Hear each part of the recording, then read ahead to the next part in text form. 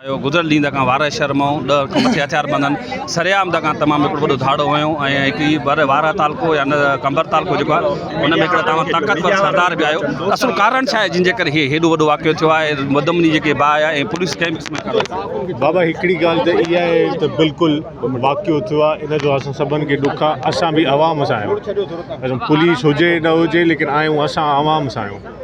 बाक़ी इहा ॻाल्हि आहे त वाक़ियो जेको थियो आहे उहो थियो आहे प्लान, ईअं न थियो आहे त बग़ैर प्लान सां। जेको मूंखे ॿुधण में आयो आहे, जेको अहवाल मूंखे कल्ह मिलिया त बाबा इहो त प्लान सां जेके अमरा सां पुछा करे बि दुकानदार खां पुछा बि कयूं त बाबा हेतिरा पैसा हुए किथे विया, त इहा ॻाल्हि आहे त पोइ ज़रूरु प्लानिंग थियल हुई न हुननि जी ऐं प्लानिंग बि इहा थियल हुई। जेको वीडियो बि ॾिसूं था त पुलिस वारे जी जेका बंदूक फासे थी उन में बि उहो सिधो अचे थो उनखे मार, अगरि उनखे पोयों अकल न ॾियनि उनजे पंजनि त उहो मारे वञी पोइ मोटे आहे, ईअं न मोटे आहे।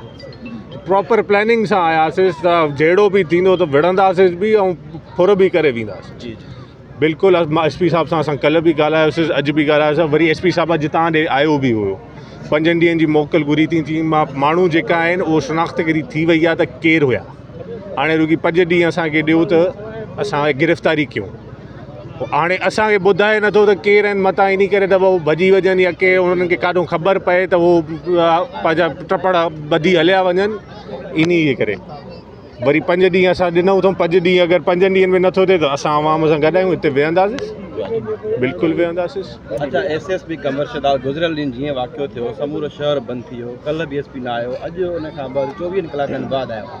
हिन वक़्त ताईं जेके फुर थी आहे त उन्हनि जो FIR दाख़िल हिन महिल ताईं न थी आहे, त तव्हां छा था सम्झो त 5 ॾींहंनि में पुलिस ट्रेस आउट करे सघंदी जवाबदार? बकौल पुलिस जे असां ट्रेस आउट करे विया आहियूं। जेको हाणे 5 ॾींहं आहिनि हुन असांखे गिरफ़्तारी करणी आहे। हाणे जेसि ताणी उहो पुलिस जी कार्रवाई आहे, पंहिंजी इंक्वायरी कंदी जंहिं नमूने, पोइ उन हिसाब सां पंहिंजो FIR कटे थी। जे अगरि 5 ॾींहंनि में पुलिस कार्रवाई नथी करे त तव्हांजो छा फ़ैसिलो? असांजो फ़ैसिलो आवाम सां हूंदो, जेको बि फ़ैसिलो आवाम जो हूंदो असां आवाम सां गॾु वेठा हूंदासीं।